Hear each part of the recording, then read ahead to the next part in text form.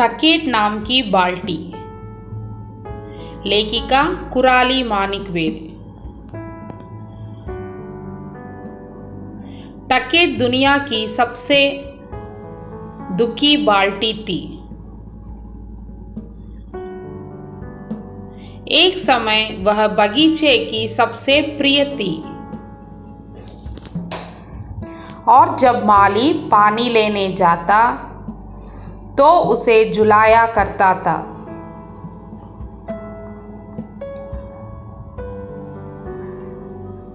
वह कहता था, कितनी प्यारी बाल्टी है। लेकिन जैसे जैसे समय बीतता गया, टकेट बाल्टी में एक छेद हो गया। बस अचानक ही वह बेकार हो गई। छेद वाली बाल्टी भला किस काम की। बेचारी टकेट बगीचे के एक कोने में फेंक दी गई। अब वह बाहर पड़ी रहती, बारिश और धूप में। धीरे धीरे उसमें जंग लगने लगा। कभी कभी तो उसे टोकरे भी मिलती।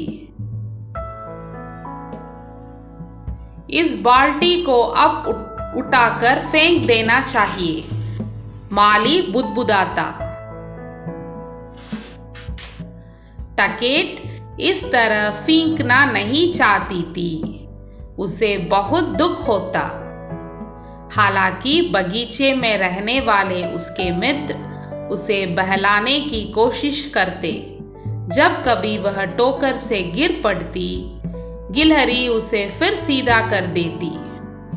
चिड़िया खुशी से अपने पर फड़फड़ाती। चिंता मत करो टकेट, वे प्रेम से कहती। टकेट सचमुच खुश रहने का प्रयास करती, किंतु यह बहुत कठिन था।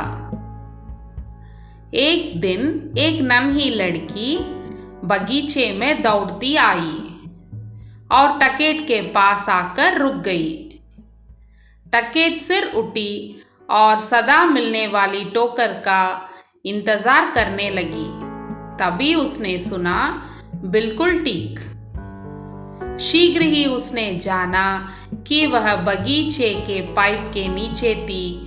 उसने एक सनसनी और चरचराहट सी महसूस की। लड़की उसे साफ कर रही थी। उसने जंग की मोटी परतें गिरती अनुभव की और उसका रूप निखर आया। वाह, तुम्हारी तली में एक बड़ा छेद है, लड़की ने कहा। उसने अंदर झांका और भी अच्छा। टकेट को अपने कानों पर विश्वास नहीं हो रहा था। लड़की छेद वाली बाल्टी ही चाहती थी।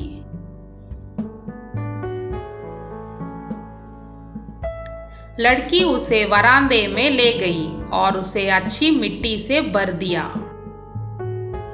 फिर उसके अंदर एक गुलाब का नन्हा पौधा रोप दिया। वह टकेट से बोली, यह एक नन्हा गुलाब है। तुम्हें इसकी देखभाल में मेरी मदद करनी होगी, ठीक है? टकेट बहुत खुश थी। वह लड़की सचमुच उसे चाहती थी।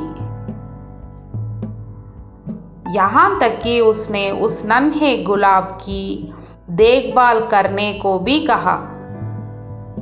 टकेट खुशी से भर उठी। जब लड़की पौधा लगा चुकी तो वह गर्व से खड़ी हो गई।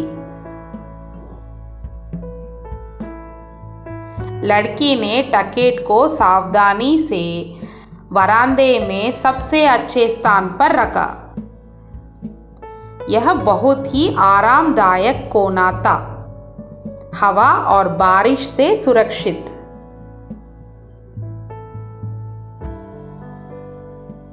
टकेट ने मुस्कुराकर अपने बगीचे के मित्रों की तरफ आंख झपकाई। देखो, मैं इस नन्हे गुलाब की देखभाल कर रही हूँ। हम लोग तुम्हारे लिए बहुत खुश हैं टकेट, खुशी से गिलहरी चहकी और चिड़िया चहचहाई। टकेट ने गुलाब की अच्छी तरह देखभाल की। लड़की प्रतिदिन उसे देखने आती और उसके मित्र भी। अब वह संसार की सबसे खुश बाल्टी थी।